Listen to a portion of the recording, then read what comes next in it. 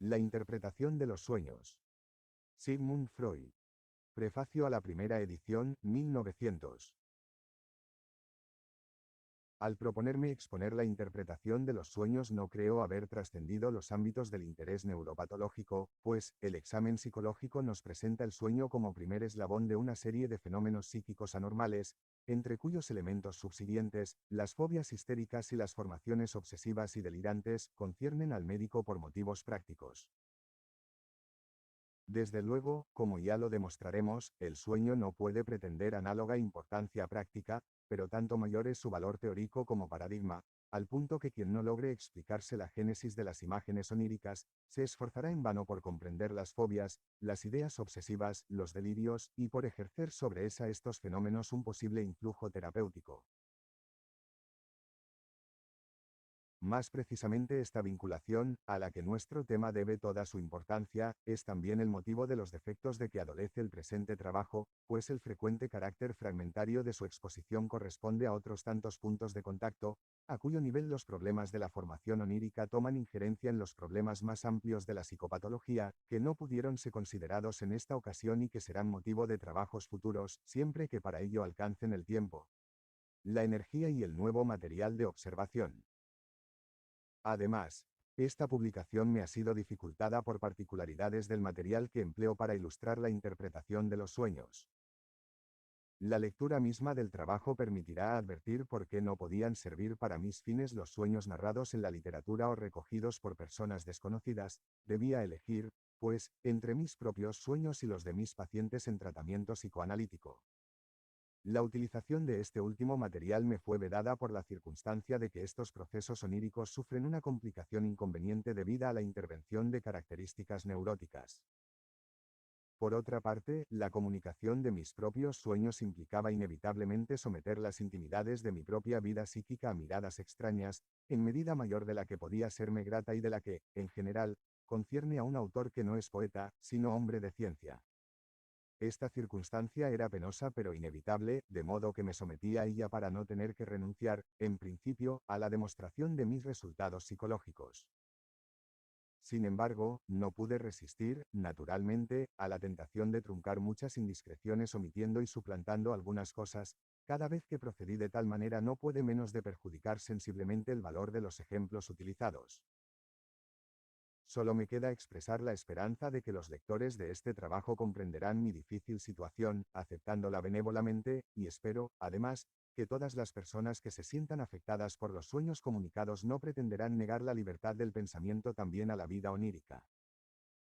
Título original: Die Traumdeutung Sigmund Freud, 1899. Diseño de portada, cortesía de Acal. Prólogo a la segunda edición, 1908. El hecho de que aún antes de completarse el primer decenio haya sido necesario editar por segunda vez este libro de tan difícil lectura, no se lo debo al interés de los círculos profesionales, a quienes me había dirigido con las presentes páginas.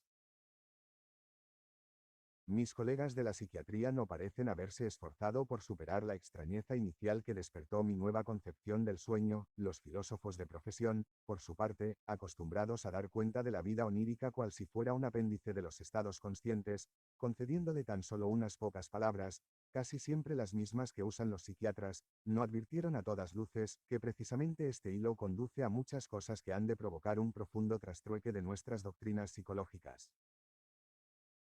La actitud de la bibliocrítica científica solo prometía para esta obra mía la condena del silencio. La primera edición de este libro tampoco habría sido agotada por el pequeño grupo de animosos prosélitos que siguen mi guía en la aplicación médica del psicoanálisis y que interpretan sueños de acuerdo con mi ejemplo, para utilizar estas interpretaciones en el tratamiento de los neuróticos.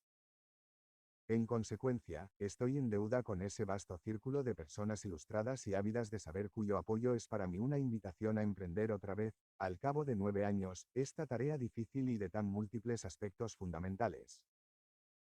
Me complace poder decir que hallé pocos motivos para introducir modificaciones. Aquí y allá inserté nuevo material, agregué algunos conocimientos surgidos de mi experiencia más extensa, intenté revisiones en unos pocos puntos, mas todo lo esencial sobre el sueño y sobre su interpretación, así como las doctrinas psicológicas derivadas del mismo, no sufrieron cambio alguno, por lo menos subjetivamente, han resistido la prueba del tiempo. Quien conozca mis restantes trabajos sobre la etiología y el mecanismo de la psiconeurosis sabrá que jamás hice pasar lo fragmentario por algo acabado y que siempre me esforcé por modificar mis formulaciones de acuerdo con el progreso de mis conocimientos. En el terreno de la vida onírica, en cambio, pude atenerme a mis palabras originales. En los largos años de mi labor con los problemas de la neurosis, muchas veces llegué a vacilar y en múltiples ocasiones me encontré confundido, pero siempre recuperé mi seguridad acudiendo a la interpretación de los sueños. Por consiguiente, mis adversarios científicos dan muestras de instintiva prudencia al no querer seguirme justamente en el terreno de la investigación onírica. También el material de este libro, estos sueños propios, desvalorizados o superados en gran parte por sucesos ulteriores, estos sueños que me sirvieron para ilustrar las reglas de la interpretación onírica demostró poseer, al revisarlo, una tenacidad que se oponía a toda modificación contundente. Para mí, este libro tiene, en efecto, una segunda importancia subjetiva que solo alcancé a comprender cuando lo hube concluido, al comprobar que era una parte de mi propio análisis, que representaba mi reacción frente a la muerte de mi padre, es decir, frente al más significativo suceso, a la más tajante pérdida en la vida de un hombre. Al reconocerlo me sentí incapaz de borrar las huellas de tal influjo. Más para el lector será indiferente en qué material aprende a considerar y a interpretar los sueños.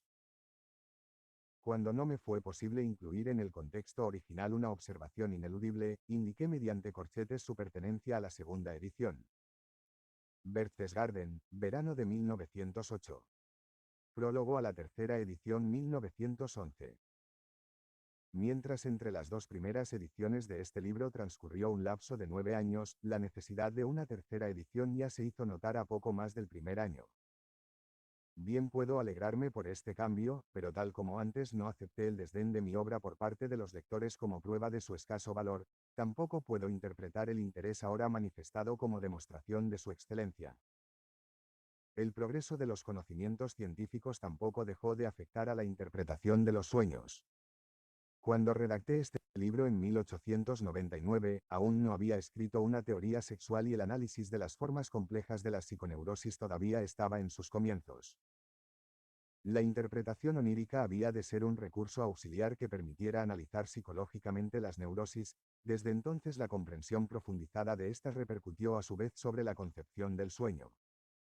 La teoría misma de la interpretación onírica ha seguido desarrollándose en un sentido que no fue destacado suficientemente en la primera edición de este libro, pues gracias a la propia experiencia, como a los trabajos W. Kelly y de otros, pude prestar una consideración más justa a la amplitud e importancia del simbolismo en el sueño, o más bien en el pensamiento inconsciente. De tal manera, en el curso de estos años se han acumulado muchas cosas que exigían ser consideradas. He tratado de tener en cuenta estas novedades mediante múltiples agregados al texto e inclusión de notas al pie. Si estas adiciones amenazan romper algunas veces el marco de la exposición, o si en ciertas partes no fue posible llevar el texto primitivo al nivel de nuestros actuales conocimientos, ruego se considere benévolamente tales faltas del libro, ya que solo son consecuencias e índices del acelerado desarrollo que actualmente sigue nuestra ciencia. También me atrevo a predecir en qué sentido se apartarán de estas las futuras ediciones de la interpretación de los sueños, siempre que resulten necesarias.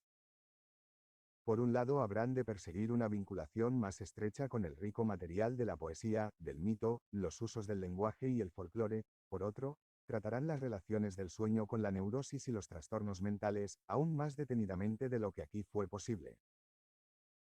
El señor Otto Rank me ha prestado grandes servicios en la selección de los agregados y ha tomado a su exclusivo cargo la corrección de las pruebas de imprenta. Tanto él como muchos otros que contribuyeron con colaboraciones y rectificaciones comprometen mi gratitud. Viena, primavera de 1911. Prólogo a la cuarta edición 1914. El año pasado, 1913, el Dr. A. Brill, de Nueva York, concluyó la traducción inglesa de este libro, The Interpretation of Dreams, G. Allen y Co., Londres. En esta ocasión el Dr. Otto Rank no solo se encargó de las correcciones, sino que también aportó al texto dos contribuciones propias, apéndice del capítulo 6.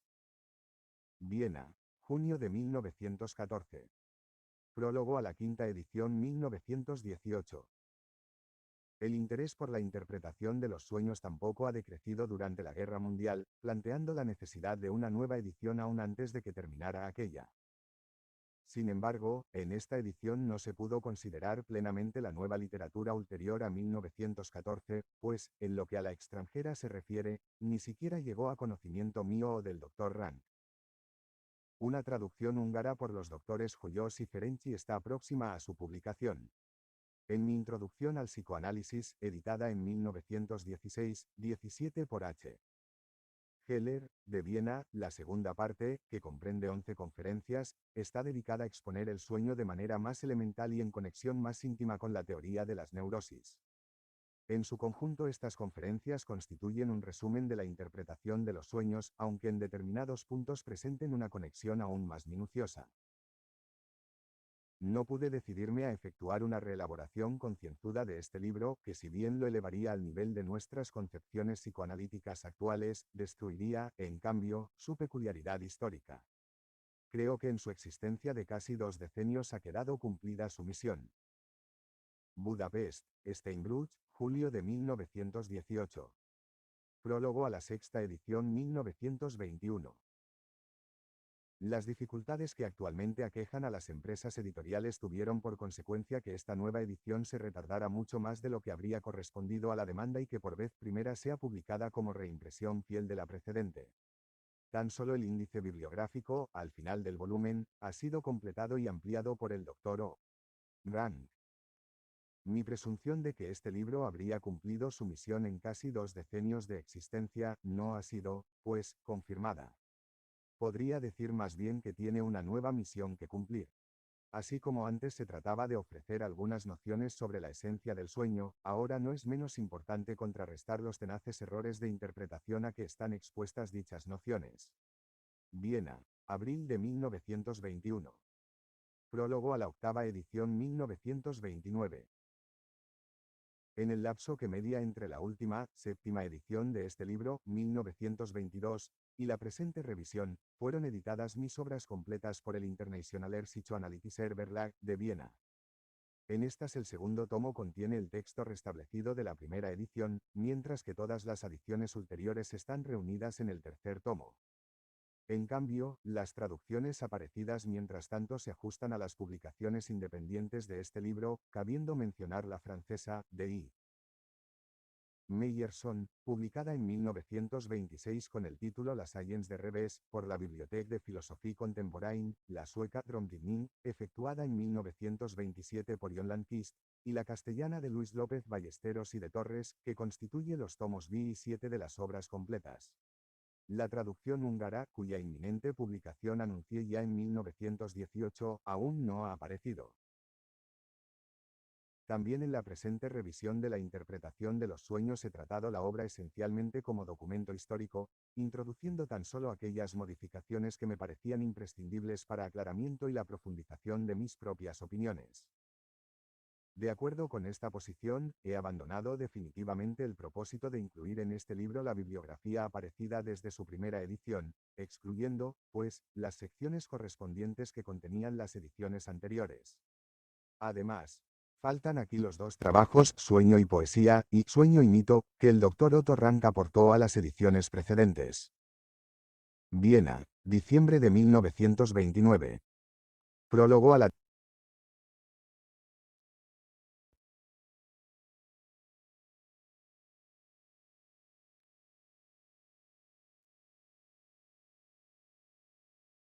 Capítulo 1. Capítulo 1. La literatura científica sobre los problemas oníricos, asterisco. En las páginas que siguen aportaré la demostración de la existencia de una técnica psicológica que permite interpretar los sueños, y merced a la cual se revela cada uno de ellos como un producto psíquico pleno de sentido, al que puede asignarse un lugar perfectamente determinado en la actividad anímica de la vida despierta. Además, intentaré esclarecer los procesos de los que depende la singular e impenetrable apariencia de los sueños y deducir de dichos procesos una conclusión sobre la naturaleza de aquellas fuerzas psíquicas de cuya acción conjunta u opuesta surge el fenómeno onírico. Conseguido esto, daré por terminada mi exposición, pues habré llegado en ella al punto en el que el problema de los sueños desemboca en otros más amplios, cuya solución ha de buscarse por el examen de un distinto material. Si comienzo por exponer aquí una visión de conjunto de la literatura existente hasta el momento sobre los sueños y el estado científico actual de los problemas oníricos, ello obedece a que en el curso de mi estudio no se me han de presentar muchas ocasiones de volver sobre tales materias. La comprensión científica de los sueños no ha realizado en más de 10 siglos sino escasísimos progresos, circunstancia tan generalmente reconocida por todos los que de este tema se han ocupado, que me parece inútil citar aquí al detalle opiniones aisladas. En la literatura onírica hallamos gran cantidad de sugestivas observaciones y un rico e interesantísimo material relativo al objeto de nuestro estudio, pero, en cambio, nada o muy poco que se refiera a la esencia de los sueños o resuelva definitivamente el enigma que los mismos nos plantean. Como es lógico, el conocimiento que de esas cuestiones ha pasado al núcleo general de hombres cultos, pero no dedicados a la investigación científica, resulta aún más incompleto. ¿Cuál fue la concepción que en los primeros tiempos de la humanidad se formaron de los sueños los pueblos primitivos, y qué influencia ejerció el fenómeno onírico en su comprensión del mundo y del alma? Son cuestiones de tan alto interés, que solo obligadamente y a disgusto me he decidido a excluir su estudio del conjunto del presente trabajo y a limitarme a remitir al lector a las conocidas obras de Sir J. Lubbock, H. Spencer, E. B.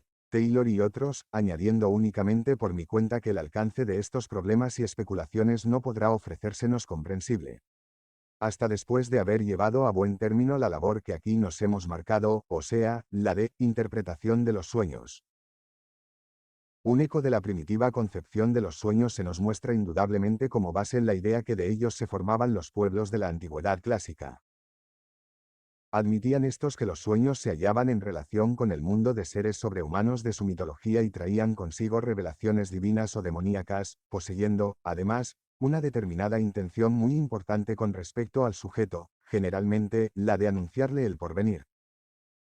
De todos modos, la extraordinaria variedad de su contenido y de la impresión por ellos producida hacía muy difícil llegar a establecer una concepción unitaria, y obligó a constituir múltiples diferenciaciones y agrupaciones de los sueños, conforme a su valor y autenticidad. Naturalmente, la opinión de los filósofos antiguos sobre el fenómeno onírico hubo de depender de la importancia que cada uno de ellos concedía a la adivinación. En los dos estudios que Aristóteles consagra a esta materia pasan ya los sueños a constituir objeto de la psicología. No son de naturaleza divina, sino demoníaca, pues la naturaleza es demoníaca y no divina, o dicho de otro modo, no corresponden a una revelación sobrenatural, sino que obedecen a leyes de nuestro espíritu humano, aunque desde luego éste se relaciona a la divinidad. Los sueños quedan así definidos como la actividad anímica del durmiente durante el estado de reposo. Aristóteles muestra conocer algunos de los caracteres de la vida onírica. Así, el de que los sueños amplían los pequeños estímulos percibidos durante el estado de reposo, una insignificante elevación de temperatura en uno de nuestros miembros nos hace creer en el sueño que andamos a través de las llamas y sufrimos un ardiente calor, y deduce de esta circunstancia la conclusión de que los sueños pueden muy bien revelar al médico los primeros indicios de una reciente alteración física, no advertida durante el día.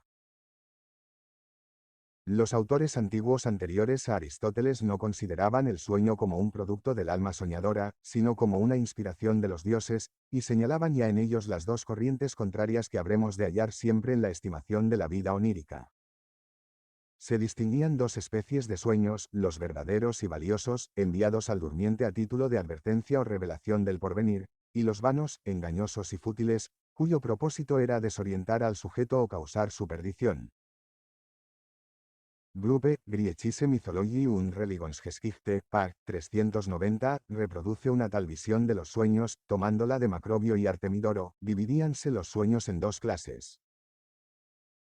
A la primera, influida tan solo por el presente o el pasado, y falta, en cambio de significación con respecto al porvenir, pertenecían los enapnia, insomnia, que reproducen inmediatamente la representación dada o su contraria, por ejemplo, el hambre o su satisfacción, y los fantasmata, que amplían fantásticamente la representación dada, por ejemplo la pesadilla, efialtes. La segunda era considerada como determinante del porvenir, y en ella se incluían, primero, el oráculo directo, recibido en el sueño crematismos, oraculum, segundo la predicción de un suceso futuro, orama, visio, y el tercero, el sueño simbólico, con necesidad de interpretación, oneiros, somnium. Esta teoría se ha mantenido en vigor durante muchos siglos. De esta diversa estimación de los sueños surgió la necesidad de una interpretación onírica. Considerándolos en general como fuentes de importantísimas revelaciones, pero no siendo posible lograr una inmediata comprensión de todos y cada uno de ellos, ni tampoco saber si un determinado sueño incomprensible entrañaba o no algo importante, tenía que nacer el impulso o hallar un medio de sustituir su contenido incomprensible por otro inteligible y pleno de sentido. Durante toda la antigüedad se consideró como máxima autoridad en la interpretación de los sueños a Artemidoro de Dalcis, cuya extensa obra, conservada hasta nuestros días, nos compensa de las muchas otras del mismo contenido que se han perdido. La concepción precientífica de los antiguos sobre los sueños se hallaba seguramente de completo acuerdo con su total concepción del universo, en la que acostumbraban proyectar como realidad en el mundo exterior aquello que solo dentro de la vida anímica la poseía. Esta concepción del fenómeno onírico tomaba, además, en cuenta la impresión que la vida despierta recibe del recuerdo que del sueño perdura por la mañana, pues en este recuerdo aparece el sueño en oposición al contenido psíquico restante, como algo ajeno a nosotros y procedente de un mundo distinto. Sería, sin embargo, equivocado suponer que esta teoría del origen sobrenatural de los sueños carece ya de partidarios en nuestros días. Haciendo abstracción de los escritores místicos y piadosos que obran consecuentemente, defendiendo los últimos reductos de lo sobrenatural hasta que los procesos científicos consigan desalojarlos de ellos, hallamos todavía hombres de sutil ingenio, e inclinados a todo lo extraordinario, que intentan apoyar precisamente en la insolubilidad del enigma de los sueños su fe religiosa en la existencia y la intervención de fuerzas espirituales sobrehumanas. Hafner. La valoración dada a la vida onírica por algunas escuelas filosóficas, así, la de Selinge, es un claro eco del origen divino que en la antigüedad se reconocía a los sueños. Tampoco la discusión sobre el poder adivinatorio y revelador del porvenir atribuido a los sueños puede considerarse terminada, pues, no obstante la inequívoca inclinación del pensamiento científico a rechazar la hipótesis afirmativa, las tentativas de hallar una explicación psicológica valedera para todo el considerable material reunido no han permitido establecer aún una conclusión definitiva. La dificultad de escribir una historia de nuestro conocimiento científico de los problemas oníricos estriba en que, por valioso que el mismo haya llegado a ser con respecto a algunos extremos, no ha realizado progreso alguno en determinadas direcciones. Por otro lado, tampoco se ha conseguido establecer una firme base de resultados indiscutibles sobre la que otros investigadores pudieran seguir construyendo, sino que cada autor ha comenzado de nuevo y desde el origen el estudio de los mismos problemas. De este modo, si quisiera atenerme al orden cronológico de los autores y exponer sintéticamente las opiniones de cada uno de ellos, tendría que renunciar a ofrecer al lector un claro cuadro de conjunto del estado actual del conocimiento de los sueños, y, por tanto, he preferido adaptar mi exposición a los temas y no a los autores, indicando en el estudio de cada uno de los problemas oníricos el material que para la solución del mismo podemos hallar en obras anteriores.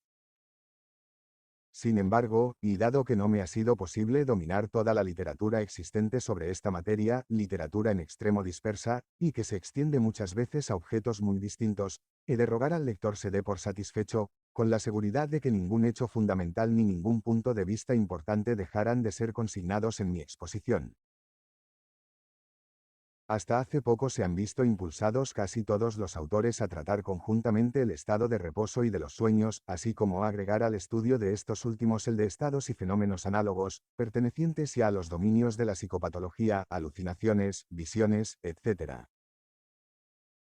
En cambio, en los trabajos más modernos aparece una tendencia a seleccionar un tema restringido, y no tomar como objeto sino uno solo de los muchos problemas de la vida onírica, transformación en la que quisiéramos ver una expresión del convencimiento de que en problemas tan oscuros solo por medio de una serie de investigaciones de detalle puede llegarse a un esclarecimiento y a un acuerdo definitivos. Una de tales investigaciones parciales y de naturaleza especialmente psicológica es lo que aquí me propongo ofreceros. No habiendo tenido gran ocasión de ocuparme del problema del estado de reposo, problema esencialmente fisiológico, aunque en la característica de dicho estado tenga que hallarse contenida la transformación de las condiciones de funcionamiento del aparato anímico, quedará desde luego descartada de mi exposición la literatura existente sobre tal problema. El interés científico por los problemas oníricos en sí conduce a las interrogaciones que siguen, interdependientes en parte, a relación del sueño con la vida despierta. El ingenuo juicio del individuo despierto acepta que el sueño, aunque ya no de origen extraterreno, sí ha raptado al durmiente a otro mundo distinto. El viejo filósofo Burdak, al que debemos una concienzuda y sutil descripción de los problemas oníricos, ha expresado esta convicción en una frase, muy citada y conocida, p. 474, nunca se repite la vida diurna, con sus trabajos y placeres, sus alegrías y dolores, por lo contrario tiende el sueño a libertarnos de ella. Aun en aquellos momentos en que toda nuestra alma se halla saturada por un objeto, en que un profundo dolor desgarra nuestra vida interior, o una labor acapara todas nuestras fuerzas espirituales, nos da el sueño algo totalmente ajeno a nuestra situación. No toma para sus combinaciones sino significantes fragmentos de la realidad, o se limita a adquirir el tono de nuestro estado de ánimo y simboliza las circunstancias reales. J. H. Fichte, 1, 541, habla en el mismo sentido de sueños de complementos, Erganzungstraume, y los considera como uno de los secretos beneficiosos de la naturaleza autocurativa del espíritu. Análogamente se expresa también L. Strumpel en su estudio sobre la naturaleza y génesis de los sueños p. 16, obra que goza justamente de un general renombre, el sujeto que sueña vuelve la espalda al mundo de la consciencia despierta. Página 17. En el sueño perdemos por completo la memoria con respecto al ordenado contenido de la consciencia despierta y de su funcionamiento normal. Página 19. La separación, casi desprovista de recuerdo, que en los sueños se establece entre el alma y el contenido y el curso regulares de la vida despierta. La inmensa mayoría de los autores concibe, sin embargo, la relación de sueños con la vida despierta en una forma totalmente opuesta. Así, Hafner, Pag. 19. Al principio continúa el sueño de la vida despierta. Nuestros sueños se agregan siempre a las representaciones que poco antes han residido en la consciencia, y una cuidadosa observación encontrará casi siempre el hilo que los enlaza a los sucesos del día anterior. Weigand, Pag. 6 contradice directamente la afirmación de Burdak antes citada, pues observa que la mayoría de los sueños nos conducen de nuevo a la vida ordinaria en vez de libertarnos de ella. Maury, Pag. 56 dice en una sintética fórmula, nous revons de ce que nous avons budit. Desiree Fight y Yesen, en su Psicología, 1885, Pag. 530, manifiesta, algo más ampliamente, en mayor o menor grado, el contenido de los sueños queda siempre determinado por la personalidad individual, por la edad, el sexo, la posición, el grado de cultura y el género de vida habitual del sujeto, y por los sucesos y enseñanzas de su pasado individual. El filósofo J. G. E. Más, sobre las pasiones, 1805, es quien adopta con respecto a esta cuestión una actitud más inequívoca. La experiencia confirma nuestra afirmación de que el contenido más frecuente de nuestros sueños se haya constituido por aquellos objetos sobre los que recaen nuestras más ardientes pasiones. Esto nos demuestra que nuestras pasiones tienen que poseer una influencia sobre la génesis de nuestros sueños. El ambicioso sueña con los laureles alcanzados, quizá tan solo en su imaginación, o por alcanzar, y el enamorado con el objeto de sus tiernas esperanzas. Todas las ansias o repulsas sexuales que dormitan en nuestro corazón pueden motivar, cuando son estimuladas por una razón cualquiera, la génesis de un sueño compuesto por las representaciones a ellas asociadas, o la intercalación de dichas representaciones en un sueño ya formado, comunicado por Winterstein en la ZBL. Psychoanalyse. Idénticamente opinaban los antiguos sobre la relación de dependencia existente entre el contenido del sueño y la vida. Radstock, Pag. 139, nos cita el siguiente hecho, cuando Jerjes, antes de su campaña contra Grecia, se veía disuadido de sus propósitos bélicos por sus consejeros, y, en cambio, impulsado a realizar por continuos sueños alentadores, Artabanos, el racional onirocrítico persa, le advirtió ya acertadamente que las visiones de los sueños contenían casi siempre lo que el sujeto pensaba en la vida. En el poema didáctico de Lucrecio titulado De Rerum Natura hallamos los siguientes versos, IV. 959. Et quoquisque fere studio de vinctus adaeret, aut quibus in rebus multum sumus ante morati atque inea rationes fut contenta megis mens, insomnis eadem plerumque videmur obire, causidis causas agere et componere leges.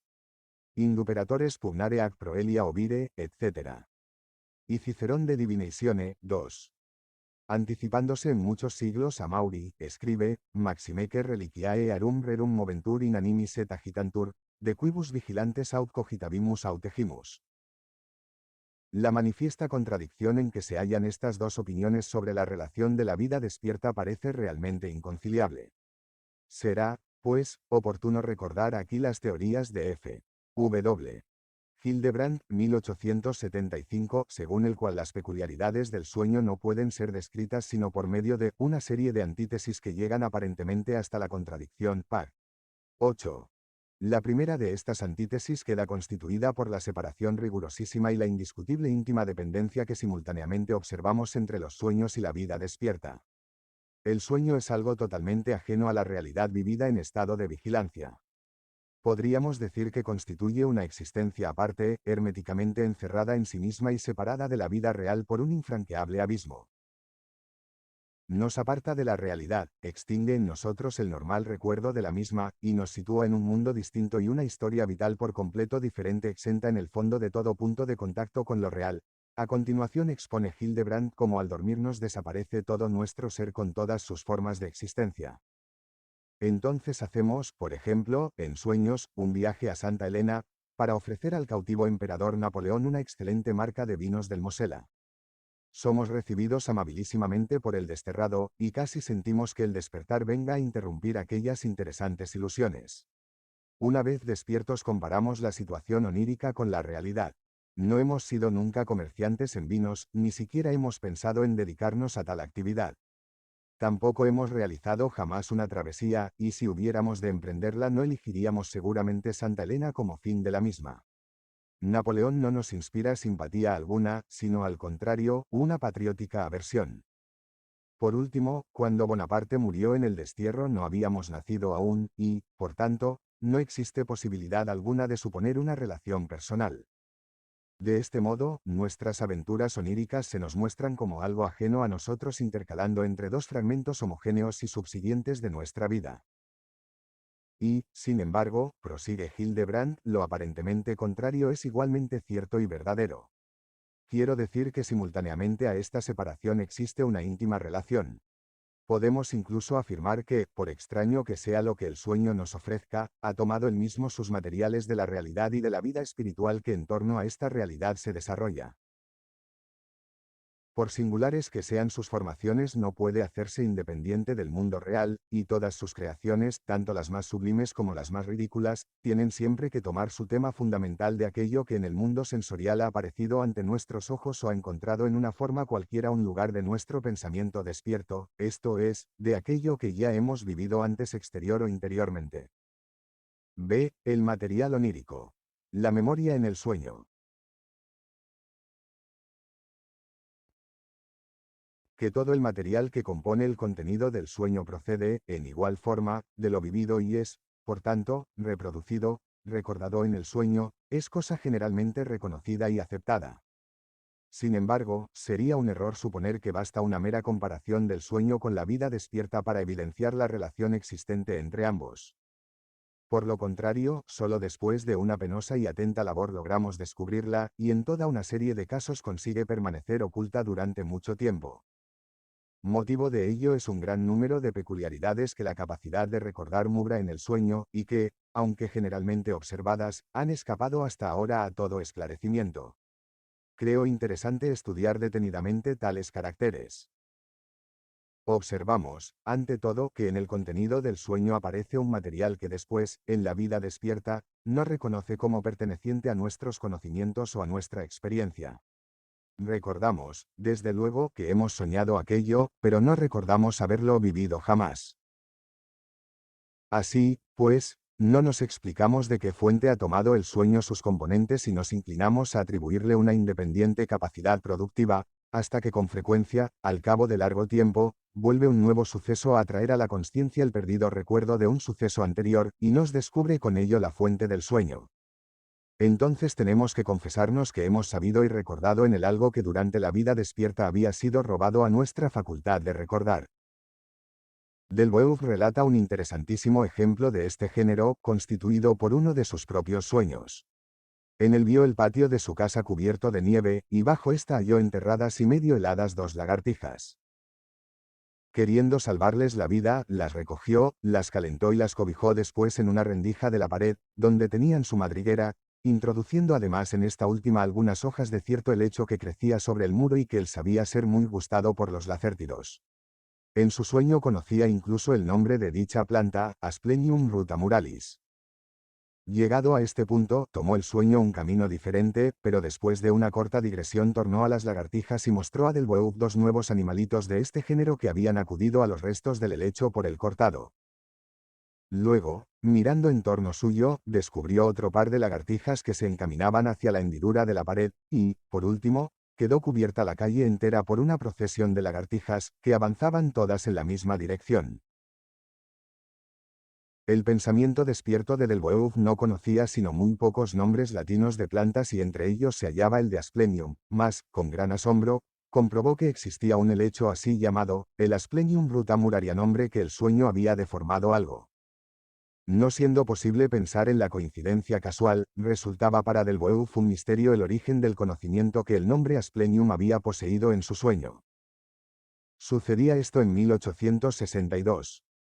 16 años después, halló Delboeuf, en casa de un amigo suyo, un pequeño álbum con flores secas, semejantes a aquellos que en algunas regiones de Suiza se venden como recuerdo a los extranjeros. Al verlo sintió surgir en su memoria un lejano recuerdo, abrió el herbario y halló en él el Asplenium de su sueño, reconociendo, además, su propia letra, manuscrita en el nombre latino escrito al pie de la página. En efecto, una hermana del amigo en cuya casa se hallaba había visitado a Delboeuf en el curso de su viaje de bodas, 2 años antes del sueño de las lagartijas, o sea, en 1860, y le había mostrado aquel álbum, que pensaba regalar, como recuerdo, a su hermano. Amablemente, se prestó entonces Delboeuf a consignar en el herbario el nombre correspondiente a cada planta, pequeño trabajo que llevó a cabo bajo la dirección de un botánico que le fue dictando dichos nombres. Otra de las felices casualidades que tanto interés dan a este ejemplo permitió a Delboeuf referir un nuevo fragmento de su sueño a su correspondiente origen olvidado. En 1877 cayó un día en sus manos una antigua colección de una revista ilustrada, y al hojearla tropezó con un dibujo que representaba aquella procesión de lagartijas que había visto en su sueño del año 1862. El número de la revista era de 1861, y Delboeuf pudo recordar que en esta fecha se hallaba suscrito a ella. Esta libre disposición del sueño sobre recuerdos inaccesibles a la vida despierta constituye un hecho tan singular y de tan gran importancia teórica, que quiero atraer aún más sobre la atención de mis lectores, por la comunicación de otros sueños hipermnésticos. Maury relata que durante algún tiempo se le venía a las mientes varias veces al día la palabra Musidán, de la que no sabía sino que era el nombre de una ciudad francesa. Pero una noche soñó hallarse dialogando con cierta persona que le dijo acababa de llegar de Musidán, y habiéndole preguntado dónde se hallaba tal ciudad, recibió la respuesta de que Musidán era una capital de distrito del departamento de la Dordoña. Al despertar no dio Maury crédito alguno a la información recibida obtenida en su sueño, pero el diccionario geográfico le demostró la total exactitud de la misma. En este caso se comprobó el mayor conocimiento del sueño, pero no fue encontrada la olvidada fuente de dicho conocimiento. Jessen relata, p. 55, un análogo suceso onírico de la época más antigua. A estos sueños pertenece, entre otros, el de Escalígero el Viejo, Henningsy, c. p. 300, al que, cuando se hallaba terminando un poema dedicado a los hombres célebres de Verona, se le apareció en sueños un individuo que dijo llamarse Bruñolo y se lamentó de haber sido olvidado en la composición. Aunque Escalígero no recordaba haber oído jamás hablar de él, incluyó unos versos en su honor, y tiempo después averiguó en Verona, por un hijo suyo, que el tal Bruñolo había gozado largos años atrás en dicha ciudad un cierto renombre como crítico. Un sueño hipermnéstico que se distingue por la peculiaridad de que otro sueño posterior trajo consigo la admisión del recuerdo no reconocido al principio, nos es relatado por el marqués d'Hervey de Street. Denis, según Bastide, par. 232. Soñé una vez con una joven de cabellos dorados a la que veía conversando con mi hermana mientras le enseñaba un bordado. En el sueño me parecía conocerla y creía incluso haberla visto repetidas veces. Al despertar siguió apareciéndoseme con toda precisión aquel bello rostro, pero me fue imposible reconocerlo. Luego, al volver a conciliar el reposo, se repitió la misma imagen onírica. En este nuevo sueño hablé ya con la rubia señora y le pregunté si había tenido el placer de verla anteriormente en algún lado. Ciertamente, me respondió, acuérdese de la playa de Pornic. Inmediatamente desperté y recordé con toda claridad las circunstancias reales relacionadas con aquella amable imagen onírica. El mismo autor, según Bastide, Pac. 233, nos relata lo siguiente. Un músico conocido suyo oyó una vez en sueños una melodía que le pareció completamente nueva. Varios años después la encontró en una vieja colección de piezas musicales, pero no pudo recordar haber tenido nunca dicha colección entre sus manos. En revista que, desgraciadamente, no me es accesible, Proceedings of the Society for Psychical Research, ha publicado Myers una amplia serie de tales sueños hipermnésticos. A mi juicio, todo aquel que haya dedicado alguna atención a estas materias tiene que reconocer como un fenómeno muy corriente este de que el sueño testimonia poseer conocimientos y recuerdos de los que el sujeto no tiene la menor sospecha en su vida despierta. En los trabajos psicoanalíticos realizados con sujetos nerviosos, trabajos de los que más adelante daré cuenta, se me presenta varias veces por semana ocasión de demostrar a los pacientes, apoyándome en sus sueños, que conocen citas, palabras obscenas, etc., y que se sirven de ellas en su vida onírica, aunque luego, en estado de vigilia, las hayan olvidado. A continuación citaré un inocente caso de hipermnesia onírica, en el que fue posible hallar con gran facilidad la fuente de que procedía el conocimiento accesible únicamente al sueño. Un paciente soñó, entre otras muchas cosas, que penetraba en un café y pedía un contusovka.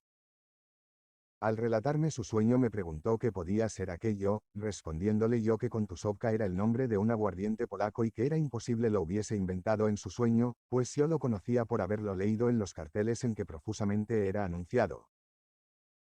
El paciente no quiso, en un principio, dar crédito a mi explicación, pero algunos días más tarde, después de haber comprobado realmente en un café la existencia del licor de su sueño, vio el nombre soñado en un anuncio fijado en una calle por la que hacía varios meses había tenido que pasar por lo menos 2 veces al día.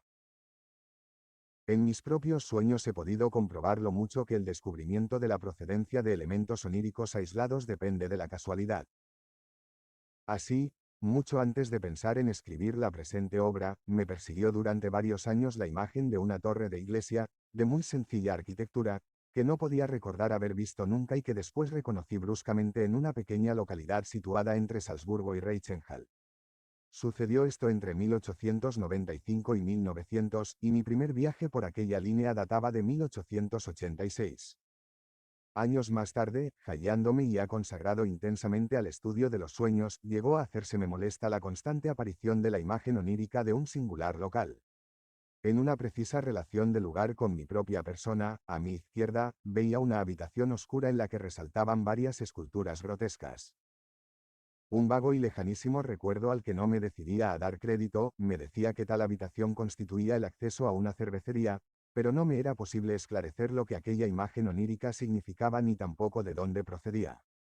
En 1907 hice un viaje a Padua, ciudad que contra mi deseo no me había sido posible volver a visitar desde 1895. En mi primera visita había quedado insatisfecho, pues cuando me dirigía a la iglesia de la Madonna de la Arena con objeto de admirar los frescos de Giotto que en ella se conservan, hube de volver sobre mis pasos al enterarme de que por aquellos días se hallaba cerrada. 12 años después, llegado de nuevo a Padua, pensé, ante todo, desquitarme de aquella contrariedad y emprendí el camino que conduce a dicha iglesia. Próximo ya a ella, a mi izquierda, y probablemente en el punto mismo en que la vez pasada hube de dar la vuelta, descubrí el local que tantas veces se me había aparecido en sueños, con sus grotescas esculturas. Era realmente la entrada al jardín de un restaurante. Una de las fuentes de las que el sueño extrae el material que reproduce, y en parte aquel que en la actividad despierta del pensamiento no es recordado ni utilizado, es la vida infantil. Citaré tan solo algunos de los autores que han observado y acentuado esta circunstancia.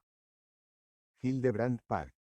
23. Ya ha sido manifestado expresamente que el sueño vuelve a presentar ante el alma, con toda fidelidad y asombroso poder de reproducción, procesos lejanos y hasta olvidados por el sueño, pertenecientes a las más tempranas épocas de su vida. Strumpel, Park. 40. La cuestión se hace aún más interesante cuando observamos cómo el sueño extrae de la profundidad a que la S sucesivas capas de acontecimientos posteriores han ido enterrando los recuerdos de juventud, intactas y con toda su frescura original, las imágenes de localidades, cosas y personas. Y esto no se limita a aquellas impresiones que adquirieron en su nacimiento una viva conciencia o se han enlazado con intensos acontecimientos psíquicos y retornan luego en el sueño como verdaderos recuerdos en los que la conciencia despierta se complace. Por lo contrario, las profundidades de la memoria onírica encierran en sí preferentemente aquellas imágenes de personas, objetos y localidades de las épocas más tempranas, que no llegaron a adquirir sino una escasa conciencia o ningún valor psíquico, o perdieron ambas cosas hace ya largo tiempo, y se nos muestran, por tanto, así en el sueño como al despertar, totalmente ajenas a nosotros, hasta que descubrimos su primitivo origen. Volkel, Par. 119. Muy notable es la predilección con que los sueños acogen los recuerdos de infancia y juventud, presentándonos así, incansablemente, cosas en las que ya no pensamos y a largo tiempo que han perdido para nosotros toda su importancia. El dominio del sueño sobre el material infantil, que, como sabemos, cae en su mayor parte en las lagunas de la capacidad consciente de recordar, da ocasión al nacimiento de interesantes sueños hipermnésicos, de los que quiero citar nuevamente algunos ejemplos. Maury relata, Pac. 92 que, siendo niño, fue repetidas veces desde Mo, su ciudad natal, a la próxima de Trilport, en la que su padre dirigía la construcción de un puente. Muchos años después se ve en sueños jugando en las calles de Trilport. Un hombre, vestido con una especie de uniforme, se le acerca, y Maury le pregunta cómo se llama. El desconocido contesta que el guarda del puente. Al despertar, dudando de la realidad de su recuerdo, interroga a Maury a una antigua criada de su casa sobre si conoció a alguna persona del indicado nombre. Ya lo creo, responde la criada, así se llamaba el guarda del puente que su padre de usted construyó en Trilport. Un ejemplo igualmente comprobado de la precisión de los recuerdos infantiles que aparecen en el sueño nos es relatado también por Maury, el que fue comunicado por un señor F., cuya infancia había transcurrido en Montbrison. 25 años después de haber abandonado dicha localidad, decidió este individuo visitarla y saludar en ella a antiguos amigos de su familia, a los que no había vuelto a ver. En la noche anterior a su partida soñó que había llegado al fin de su viaje y encontraba en las inmediaciones de Montbrison a un desconocido que le decía ser el señor T., antiguo amigo de su padre. Nuestro sujeto sabía que de niño había conocido a una persona de dicho nombre, pero una vez despierto no le fue posible recordar su fisonomía. Algunos días después, llegado realmente a Montbrison, halló de nuevo el lugar en que la escena de su sueño se había desarrollado, y que le había parecido totalmente desconocido, y encontró a un individuo al que reconoció en el acto como el señor T de su sueño. La persona real se hallaba únicamente más envejecida de lo que su imagen onírica la había mostrado. Por mi parte, puedo relatar aquí un sueño propio, en el que la impresión que de recordar se trataba quedó sustituida por una relación. En este sueño vi una persona de la que durante el mismo sueño sabía que era el médico de mi lugar natal. Su rostro no se me aparecía claramente, sino mezclado con el de uno de mis profesores de segunda enseñanza, al que en la actualidad encuentro aún de cuando en cuando. Al despertar me fue imposible hallar la relación que podía enlazar a ambas personas. Habiendo preguntado a mi madre por aquel médico de mis años infantiles, averigüe que era tuerto, y tuerto también el profesor cuya persona se había superpuesto en mi sueño a la del médico.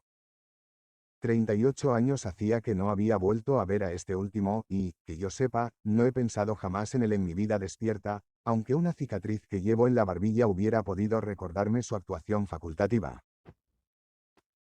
La afirmación de algunos autores de que en la mayoría de los sueños pueden descubrirse elementos procedentes de los días inmediatamente anteriores, parece querer constituir un contrapeso a la excesiva importancia del papel que en la vida onírica desempeñan las impresiones infantiles.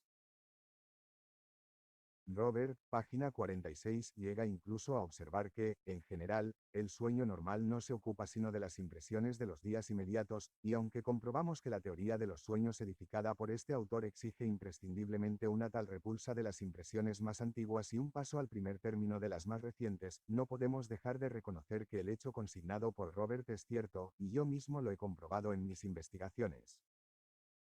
Un autor americano, Nelson, opina que en el sueño hallamos casi siempre utilizadas impresiones del día anterior a aquel en cuya noche tuvo lugar, o de 3 días antes, como si las del día inmediato al sueño no se hallaran aún lo suficientemente debilitadas o lejanas. Varios investigadores, que no querían poner en duda la íntima conexión del contenido onírico con la vida despierta, han opinado que aquellas impresiones que ocupan intensamente el pensamiento despierto, solo pasan al sueño cuando han sido echadas a un lado por la actividad diurna. Así sucede que en la época inmediata al fallecimiento de una persona querida y mientras la tristeza embarga el ánimo de los supervivientes, no suelen estos soñar con ella de Lach. Sin embargo, uno de los más recientes observadores, Miss Hallam, ha reunido una serie de ejemplos contrarios, y representa en este punto los derechos de la individualidad psicológica. La tercera peculiaridad, y la más singular y menos comprensible de la memoria en el sueño, se nos muestra en la selección del material reproducido, pues se considera digno de recuerdo no lo más importante, como sucede en la vida despierta, sino, por lo contrario, también lo más indiferente y nimio. Dejo aquí la palabra a los autores que con mayor energía han expresado el asombro que este hecho les causaba. Hildebrandt Park. 11. Lo más singular es que el sueño no toma sus elementos de los grandes e importantes sucesos, ni de los intereses más poderosos y estimulantes del día anterior, sino de los detalles secundarios o, por decirlo así, de los residuos sin valor del pretérito inmediato o lejano. La muerte de una persona querida, que nos ha sumido en el más profundo desconsuelo, y bajo cuya triste impresión conciliamos el reposo, se extingue en nuestra memoria durante tal estado, hasta el momento mismo de despertar vuelve a ella con dolorosa intensidad. En cambio, la verruga que ostentaba en la frente un desconocido con quien tropezamos, y en el que no hemos pensado ni un solo instante, desempeña un papel en nuestro sueño. Strumpel, Park. 39 casos en los que la disección de un sueño halla elementos del mismo que proceden, efectivamente, de los sucesos vividos durante el último o el penúltimo día, pero que poseían tan escasa importancia para el pensamiento despierto, que cayeron enseguida en el olvido. Estos sucesos suelen ser manifestaciones casualmente oídas o actos superficialmente observados de otras personas, percepciones rápidamente olvidadas de cosas o personas, pequeños trozos aislados de una lectura, etc. Havelock-Ellis, 1889, par. 727. The Profound Emotions of Waking Life, The Questions and Problems on which we spread our chief voluntary mental energy, are not those which usually present themselves at once to dream consciousness.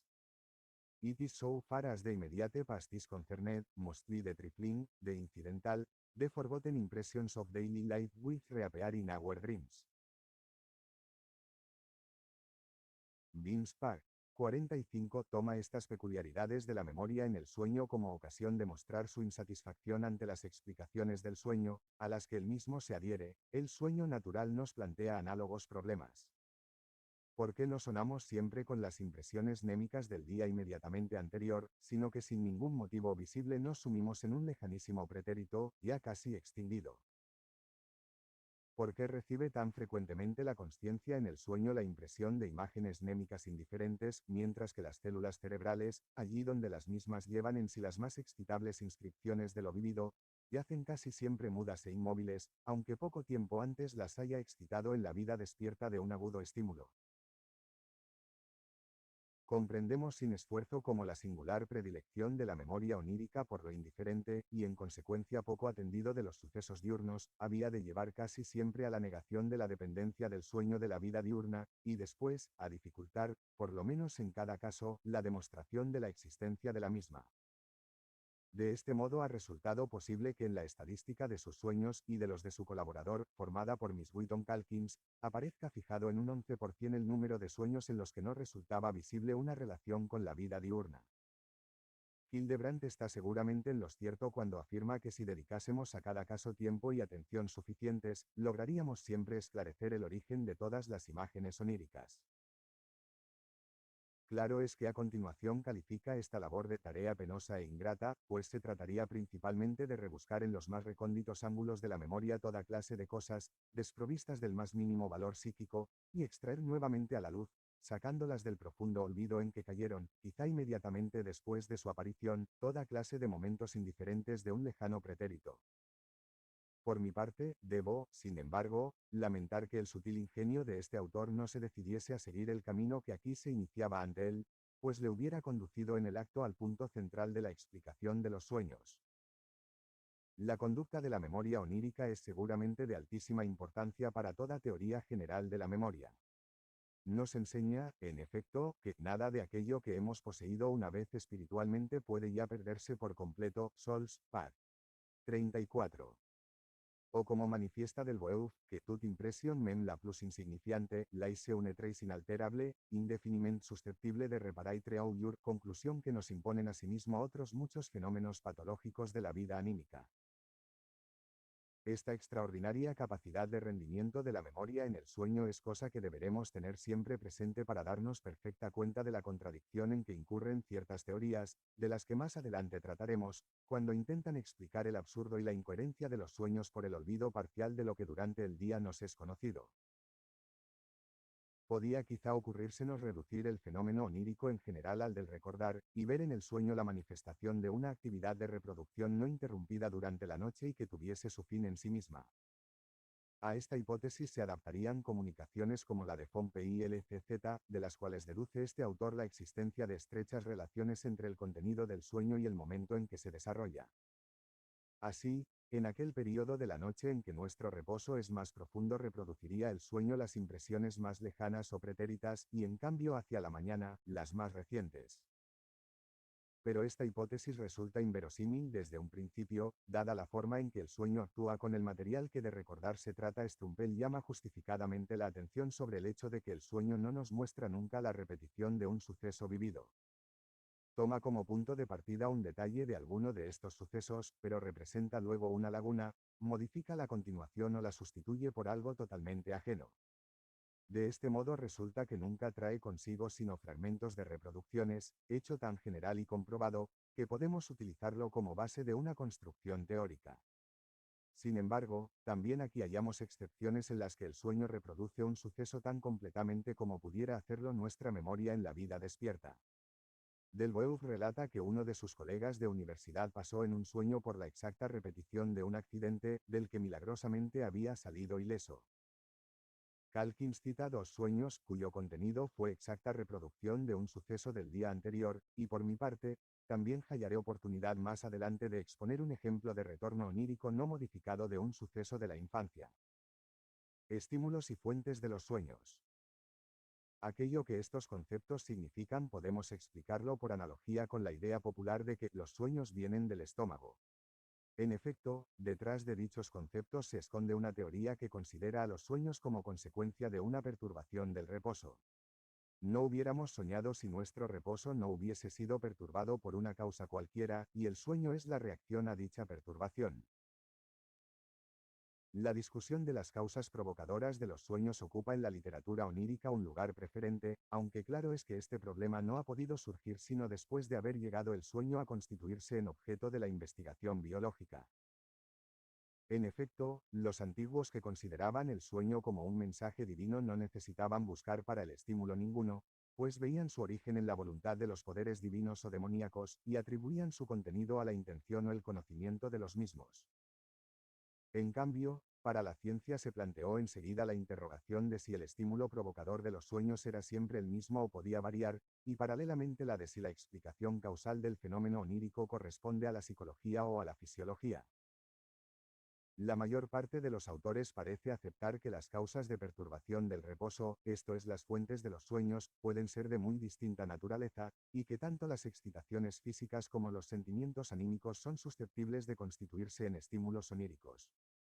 En la referencia dada a una y otras de estas fuentes y en la clasificación de las mismas por orden de su importancia como generatrices de sueño es en lo que ya difieren más las opiniones. La totalidad de las fuentes oníricas puede dividirse en 4 especies, división que ha servido también de base para clasificar los sueños. 1. Estímulo sensorial externo, objetivo. 2. Estímulo sensorial interno, subjetivo. 3. Estímulo somático interno, orgánico. 4. Fuentes de estímulo puramente psíquicas. Los estímulos sensoriales externos. Strumpel el joven, hijo del filósofo del mismo nombre y autor de una obra sobre los sueños, que nos ha servido muchas veces de guía en nuestra investigación de los problemas oníricos, refiere las observaciones realizadas en un enfermo, que padecía una anestesia general del tegumento externo y una parálisis de varios de los más importantes órganos sensoriales. Este individuo se quedaba profundamente dormido en cuanto se le aislaba por completo del mundo exterior, privándole de los escasos medios de comunicación que aún poseía con él mismo. A una situación semejante a la del sujeto de este experimento de Strumpel tendemos todos cuando deseamos conciliar el reposo. Cerramos las más importantes puertas sensoriales, los ojos, y procuramos resguardar los demás sentidos de todo nuevo estímulo o toda modificación de los que ya actúan sobre ellos. En esta forma es como llegamos a conciliar el reposo, aunque nunca nos se ha dado conseguir totalmente el propósito antes indicado, pues ni podemos mantener nuestros órganos sensoriales lejos de todo estímulo ni tampoco suprimir en absoluto su excitabilidad. El hecho de que cuando un estímulo alcanza una cierta intensidad logra siempre hacernos despertar demuestra que también durante el reposo ha permanecido el alma en continua conexión con el mundo exterior. Así, pues, los estímulos sensoriales que llegan a nosotros durante el reposo pueden muy bien constituirse en fuentes de sueños. De tales estímulos existe toda una amplia serie, desde los inevitables, que el mismo estado de reposo trae consigo, o a los que tienen ocasionalmente que permitir el acceso, hasta el casual estímulo despertador, susceptible de poner fin al reposo o destinado a ello. Una intensa luz puede llegar a nuestros ojos, un ruido a nuestros oídos o un olor a nuestro olfato. Asimismo, podemos llevar a cabo durante el reposo movimientos involuntarios que, dejando al descubierto una parte de nuestro cuerpo, la expongan a una sensación de enfriamiento, o adoptar posturas que generen sensaciones de presión o de contacto. Por último, puede picarnos un insecto o surgir una circunstancia cualquiera que excite simultáneamente varios de nuestros sentidos. La atenta observación de los investigadores ha coleccionado toda una serie de sueños en los que el estímulo comprobado al despertar coincidía con un fragmento del contenido onírico hasta el punto de hacernos posible reconocer en dicho estímulo la fuente del sueño. Tomándola de Jessen Pag 527, reproduciré aquí una colección de estos sueños imputables a estímulos sensoriales objetivos más o menos accidentales. Todo ruido vagamente advertido provoca imágenes oníricas correspondientes, el trueno nos sitúa en medio de una batalla, el canto de un gallo puede convertirse en un grito de angustia y el chirriar de una puerta hacernos soñar que han entrado ladrones en nuestra casa. Cuando nos destapamos soñamos quizá que andamos desnudos o hemos caído al agua. Cuando nos atravesamos en la cama y sobresalen nuestros pies de los bordes de la misma, soñamos a lo mejor que nos hallamos al borde de un temeroso precipicio o que caemos rodando desde una altura. Si en el transcurso de la noche llegamos a colocar casualmente nuestra cabeza debajo de la almohada, soñaremos que sobre nosotros pende una enorme roca, amenazando con aplastarnos. La acumulación del semen engendra sueños voluptuosos, y los dolores locales, la idea de sufrir malos tratamientos, ser objeto de ataques hostiles o de recibir heridas. Meyer, versus Scheiner Erklärung der Nachtwandels, Halle, 1858, Pag. 33, soñó una vez ser atacado por varias personas que le tendían de espaldas, le introducían por el pie, por entre el dedo gordo y el siguiente, un palo, y clavaban luego este en el suelo. Al despertar sintió, en efecto, que tenía una paja clavada entre dichos dedos. Este mismo sujeto soñó, según Jennings, 1784, Pag. 258, que le ahorcaban una noche en que la camisa de dormir le oprimía un poco el cuello. Hofbauer soñó en su juventud que caía desde lo alto de un elevado muro, y al despertar observó que, por haberse roto la cama, había caído él realmente con el colchón al suelo. Gregory relata que una vez que al acostarse colocó a los pies una botella con agua caliente soñó que subía al Etna y se le hacía casi insoportable el calor que el suelo despedía. Otro individuo que se acostó teniendo una cataplasma aplicada a la cabeza soñó ser atacado por los indios y despojado del cuero cabelludo. Otro que se acostó teniendo puesta una camisa húmeda creyó ser arrastrado por la impetuosa corriente de un río. Un sujeto en el que durante la noche se inició un ataque de podagra soñó que la Inquisición le sometía al tormento del potro magnish. La hipótesis explicativa basada en la analogía entre el estímulo y el contenido del sujeto queda reforzada por la posibilidad de engendrar en el durmiente, sometiéndole a determinados estímulos sensoriales, sueños correspondientes a los mismos. Magnish y después Girón de Buzarengues han llevado a cabo experimentos de este género. Girón dejó una vez destapadas sus rodillas y soñó que viajaba por la noche en una diligencia. Al relatar este sueño añade la observación de que todos aquellos que tienen la costumbre de viajar saben muy bien el frío que se siente en las rodillas cuando se va de noche en un carruaje. Otra vez se acostó dejando al descubierto la parte posterior de su cabeza y soñó que asistía a una ceremonia religiosa al aire libre. En el país en que vivía era, en efecto, costumbre conservar siempre el sombrero puesto, salvo en ocasiones como la de su sueño. Maury comunica nuevas observaciones de sueños propios experimentalmente provocados. Una serie de otros experimentos no tuvo resultado alguno. 1. Le hacen cosquillas con una pluma en los labios y en la punta de la nariz. Sueña que es sometido a una horrible tortura, consistente en colocarle una careta de pez y arrancársela luego violentamente con toda la piel del rostro. 2. Frotan unas tijeras contra unas tenazas de chimenea. Oye sonar las campanas, luego tocar a rebato y se encuentra trasladado a los días revolucionarios de junio de 1848. 3. Le dan a oler agua de Colonia. Se halla en el Cairo, en la tienda de Juan María Farina. Luego siguen locas aventuras que no puede reproducir. 4. Le pellizcan ligeramente en la nuca. Sueña que le ponen una cataplasma y piensa en un médico que le asistió en su niñez.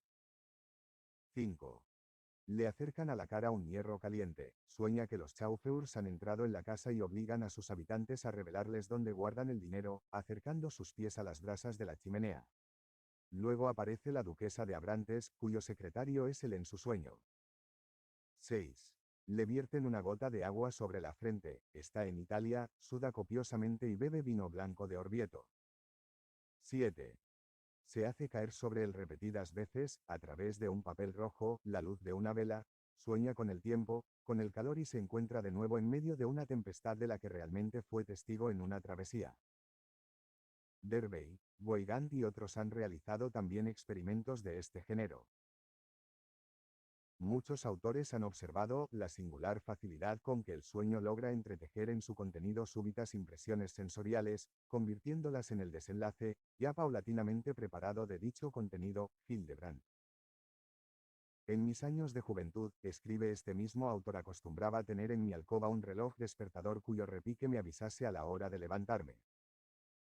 Pues bien, más de 100 veces sucedió que el agudo sonido del timbre venía a adaptarse de tal manera al contenido de un sueño largo y coherente en apariencia, que la totalidad del mismo parecía no ser sino su necesario antecedente y hallar en él su apropiada e indispensable culminación lógica y su fin natural.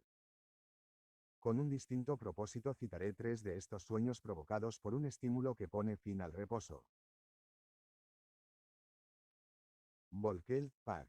68. Un compositor soñó que se hallaba dando clase y que al acabar una explicación se dirigía a un alumno preguntándole, ¿me has comprendido? El alumno responde a voz en grito, oh, sí. Orja. Incomodado por aquella manera de gritar, le manda que baje la voz. Pero la clase entera grita ya a coro, Orja. Después, Eurjo. Y, por último, acento feguerjo. Fuego. En este momento despierta por fin el sujeto, oyendo realmente en la calle el grito de fuego. Garnier, Traité de Facultés de l'Âme, 1865, relata que cuando se intentó asesinar a Napoleón, haciendo estallar una máquina infernal al paso de su carruaje, iba el emperador durmiendo y la explosión interrumpió un sueño en el que revivía el paso del tallamento y oía el fragor del cañoneo austriaco. Al despertar sobresaltado, lo hizo con la exclamación, «Estamos exterminados». Uno de los sueños de Maury ha llegado a hacerse célebre. Pag. 161. Hallándose enfermo en cama soñó con la época del terror durante la Revolución Francesa, asistió a escenas terribles y se vio conducido ante el tribunal revolucionario, del que formaban parte Robespierre, Marat, Fourquier, Tinville y demás tristes héroes de aquel sangriento período. Después de un largo interrogatorio y de una serie de incidentes que no se fijaron en su memoria, fue condenado a muerte y conducido al cadalso en medio de una inmensa multitud. Sube al tablado, el verdugo le ata a la plancha de la guillotina, báscula esta, cae la cuchilla y Maury siente cómo su cabeza queda separada del tronco. En este momento despierta presa de horrible angustia y encuentra que una de las varillas de las cortinas de la cama ha caído sobre su garganta análogamente a la cuchilla ejecutora. Este sueño provocó una interesante discusión que en la Review Philosophique sostuvieron Lorraine y Jäger sobre cómo y en qué forma era posible al durmiente acumular en el corto espacio de tiempo transcurrido entre la percepción del estímulo despertador y el despertar una cantidad aparentemente tan considerable de contenido onírico. En los ejemplos de este género se nos muestran los estímulos sensoriales objetivos advertidos durante el reposo como la más comprensible y evidente de las fuentes oníricas, circunstancia a la que se debe que sea esta la única que ha pasado al conocimiento vulgar. En efecto, si a un hombre culto, pero desconocedor de la literatura científica sobre estas materias, le preguntamos cómo nacen los sueños, nos contestará seguramente citando alguno de aquellos casos en los que el sueño queda explicado por un estímulo sensorial objetivo comprobado al despertar. Pero la observación científica no puede detenerse aquí y haya motivo de nuevas interrogaciones en el hecho de que el estímulo que durante el reposo actúa sobre los sentidos no aparece en el sueño en su forma real, sino que es sustituido por una representación cualquiera distinta relacionada con él en alguna forma. Pero esta relación que une el estímulo y el resultado onírico es, según palabra de Maury, une affinité quelconque, mais qui n'est pas unique et exclusive par. 72. Después de leer los 3 sueños interruptores del reposo que a continuación tomamos de Hildebrand, no podemos por menos de preguntarnos por qué el mismo estímulo provocó 3 resultados oníricos tan distintos y por qué precisamente tales 3. Par. 37. En una mañana de primavera paseo a través de los verdes campos en dirección a un pueblo vecino, a cuyos habitantes veo dirigirse, vestidos de fiesta y formando numerosos grupos, hacia la iglesia, con el libro de misa en la mano. Es, en efecto, domingo, y la primera misa debe comenzar dentro de pocos minutos. Decido asistir a ella, pero como hace mucho calor, entro, para reposar, en el cementerio que rodea la iglesia. Mientras me dedico a leer las diversas inscripciones funerarias, oigo al campanero subir a la torre y veo en lo alto de la misma la campanita pueblerina que habrá de anunciar dentro de poco el comienzo del servicio divino. Durante algunos instantes la campana permanece inmóvil, pero luego comienza a agitarse y de repente sus sones llegan a hacerse tan agudos y claros que ponen fin a mi sueño. Al despertar oigo a mi lado el timbre del despertador. Otra comunicación, es un claro día de invierno y las calles se hallan cubiertas por una espesa capa de nieve. Tengo que tomar parte en una excursión en trineo, pero me veo obligado a esperar largo tiempo antes que se me anuncie que el trineo ha llegado a mi puerta. Antes de subir a él hago mis preparativos, poniéndome el gabán de pieles e instalando en el fondo del coche un calentador. Por fin subo al trineo, pero el cochero no se decide a dar la señal de partida a los caballos. Sin embargo, estos acaban por emprender la marcha, y los cascabeles de sus colleras, violentamente sacudidos, comienzan a sonar, pero con tal intensidad que el cascabeleo rompe inmediatamente la tela de araña de mi sueño. También esta vez se trataba simplemente del agudo timbre de mi despertador.